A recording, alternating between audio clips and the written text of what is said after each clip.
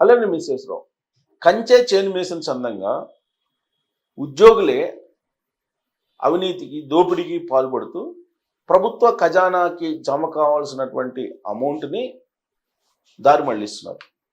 ఫలితంగా కొన్ని వేల కోట్ల రూపాయలు ప్రభుత్వం నష్టపోతుంది. అది కూడా వాణిజ్య శాఖ పరిధిలో జరుగుతుంది.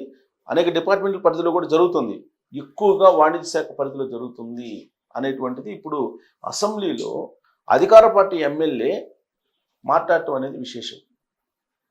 అంటే ఆంధ్రప్రదేశ్లో కాదు, తెలంగాణలో కానీ ఆంధ్రప్రదేశ్లో ప్రత్యేకించి ఉద్యోగుల యొక్క అవినీతి కొంతమందిది ఎలా ఉంది అని అంటే, ఏ ఇద్దరు పొలిటీషియన్స్ కలిసినా లేదా ఏ ఇద్దరు పౌరులు కలిసినా వీళ్ళ అవినీతి గురించే మాట్లాడుకుంటున్నారు. అంత విచ్చలవిడితనంగా అవినీతి ఆంధ్రప్రదేశ్లో ఉంది అనడానికి నిదర్శనం.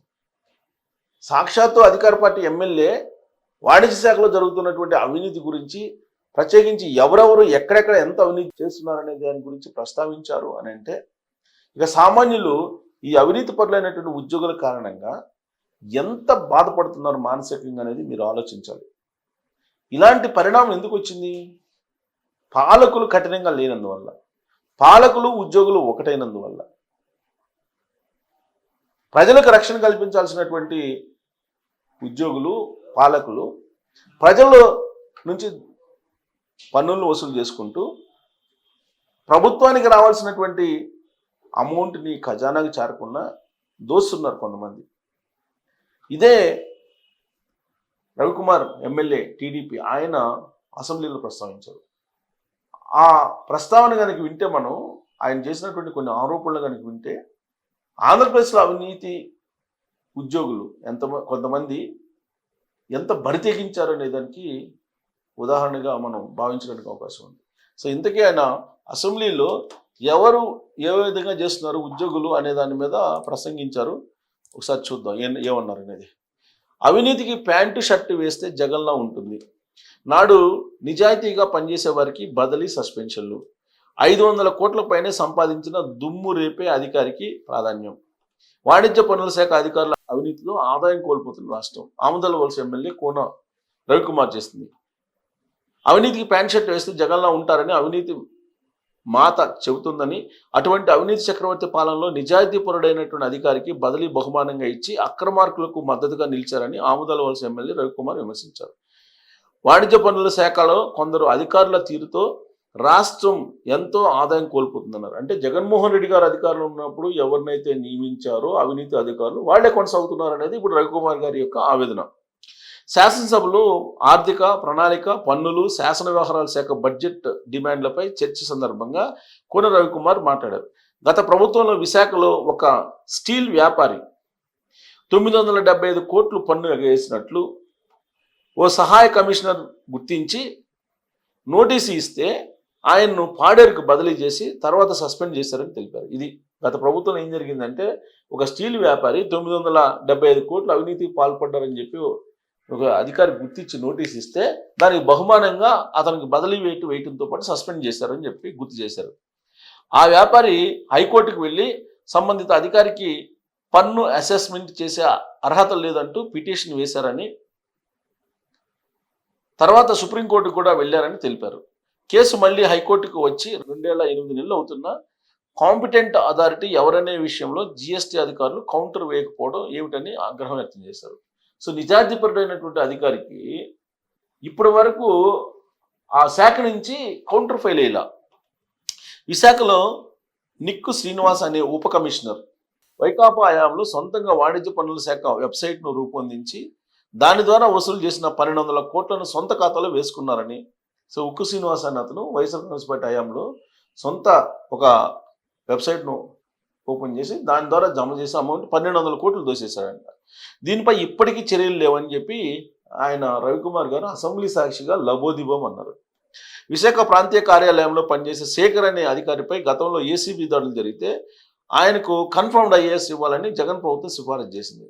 సో ఏసీబీ రైట్ చేసినటువంటి అధికారికి కన్ఫర్మ్డ్ ఐఏఎస్ ఇవ్వమని చెప్పి రికమెండ్ చేసిందండి జగన్మోహన్ రెడ్డి గారికి గవర్నమెంట్. ఇవన్నీ ఆ గవర్నమెంట్ ఉన్నప్పుడు జరిగినటువంటి దాష్టికాలు. వాటిని గుర్తు చేస్తూ ఇప్పటికి కూడా వాళ్ళ హవా కొనసాగుతుందని చెప్పి రవికుమార్ గారు చెప్తున్నారు. తాడేపల్లి ప్యాలెస్ చుట్టూ తిరిగే దుమ్ము రేపే అధికారి. వాణిజ్య పన్నుల శాఖ కేంద్ర కార్యాలయంలో పనిచేస్తూ ఇంటి పేరు దమ్ము అని ఉండి అవినీతిలో దుమ్ము రేపుతున్న అధికారి 500 కోట్లకు పైన సంపాదించారనే ఆరోపణలు ఉన్నాయని కోన రవికుమార్ ఆరోపించారు. సో ఇది తాడేపల్లి చుట్టూ తిరుగుతుంటారంట ఆయన. దమ్ము ఇంటి పేరంట, దుమ్ము రేపుతున్నాడంట. 500 కోట్ల పైన సంపాదించాడంట ఈయన. వాటిపై విచారణ జరుపుతుంటే సంపాదన 1000 కోట్ల వరకు ఉంటుందని తెలుస్తుంది అన్నాడు. ఒకవేళ ఎంక్వైరీ చేస్తే 1000 కోట్ల వరకు ఉంటుందని అంచనా వేయాల్సి వస్తుందంట. రెడ్డిస్ ల్యాబొరేటరీస్కి చెందిన జిఎస్టి రీఫండ్ ఫైల్ వస్తే ఆ అధికారి 135 కోట్లు ఎక్కువ రీఫండ్ ఇచ్చారని, రీఫండ్ ఫైల్ వస్తే ఇవ్వాల్సిన రీఫండ్ కన్నా 130 కోట్లు రీఫండ్ ఫైల్ తయారు చేశారంట.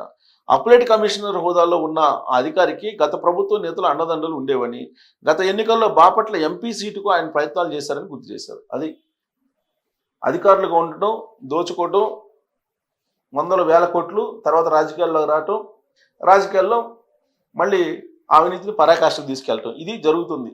కొంతమంది ఉద్యోగులు చేసేటువంటి కార్యక్రమం ఇది. ఇప్పటికీ నిత్యం తాడేపల్లి ప్యాలెస్ వద్ద తిరుగుతుంటారని పేర్కొన్నారు. రాష్ట్రానికి ఆదాయం బాగున్నా బాగలేదు అంటూ సాక్షి పత్రికకు తప్పుడు వివరాలు ఇస్తున్నారని మండిపడ్డారు. బకాయిలు ఎందుకు వసూలు చేయట్లేదు? జిఎస్టీ కొత్త చట్టం 2017 జూలై నుంచి అమల్లోకి వచ్చిందని, అంతకు ముందున్న వ్యాట్కు సంబంధించి 7,732 కోట్ల బకాయిలు ఉన్నా ఇప్పటికీ వసూలు చేయట్లేదని రవికుమార్ అన్నారు. వన్ టైం సెటిల్మెంట్ అమలు చేస్తే కనీసం 3,000 కోట్ల ఆదాయం వస్తుందని చెప్పారు. 2023-24 వరకు జిఎస్టీలో 11,863 కోట్లు పెండింగ్ ఉందని, కొంతమంది అధికారుల నిర్లక్ష్యం, అవినీతి కారణంగా వీటిని వసూలు చేయడం లేదని ఆరోపించారు. గత ప్రభుత్వంలో నకిలీ బిల్లులతో 515 కోట్లు స్వాహా చేశారని, ఢిల్లీ, ముంబై, చెన్నై నుంచి రాష్ట్రానికి బంగారం వస్తున్నా అధికారులు అడ్డుకోకుండా రాష్ట్రానికి రావాల్సిన ఆదాయాన్ని కొల్లగొడుతున్నారని ఆగ్రహం వ్యక్తం చేశారు. వీటన్నిటిపై తగిన చర్యలు తీసుకోవాలని డిమాండ్ చేశారు. ఇది విషయం. సో అధికారులు ఏం చేస్తున్నారు? ఢిల్లీ, ముంబై, కలకత్తా ఇలాంటి ప్రాంతాల నుంచి బంగారం వస్తుంటే ఆంధ్రప్రదేశ్కి దానికి ట్యాక్స్ వేయాల్సింది పోయి వదిలిపెట్టేస్తున్నారు. ఇదొకటి. రావాల్సినటువంటి జిఎస్టీ కానీ లేదంటే వ్యాట్కి సంబంధించిన బకాయిల్ని వసూలు చేయట్లేదు. రీఫండ్కి 100 కోట్లకి పెడితే 200 కోట్లు ఇస్తామని చెప్పి ఫైల్ పెడుతున్నారు. ఇంత దుర్మార్గపు అధికారులు, అవినీతి అధికారులు ఒక్క ఆంధ్రప్రదేశ్లోనే కనిపిస్తూ ఉంటారు. మరి ఆంధ్రప్రదేశ్ నీళ్లు, వాతావరణం, ఆ నేల ఏమో కానీ ఏసీబీ రైడ్ చేస్తే ఒక్కొక్కరి దగ్గర మినిమం 100 కోట్లు బయటపడుతుంది. మినిమం 100 కోట్ల రూపాయలు బయటపడుతుంది. మరి ఈ ఉద్యోగుల్ని ఏం చేయాలి? వీళ్ళు గజ దొంగలు అనాలా, లేదంటే వీళ్ళు డెకాయిడ్స్ అనాలనా? అవినీతి పరులు, నేను అందరినీ కాదు, డెకాయిడ్స్ అనాలనా? వీళ్ళు అసలు ఎందుకు ఉద్యోగాల్లో ఉంటారు? ఉద్యోగం నుంచి బయటికి వెళ్ళిపోవచ్చు కదా, సంపాదించుకున్నారు, అయిపోయింది.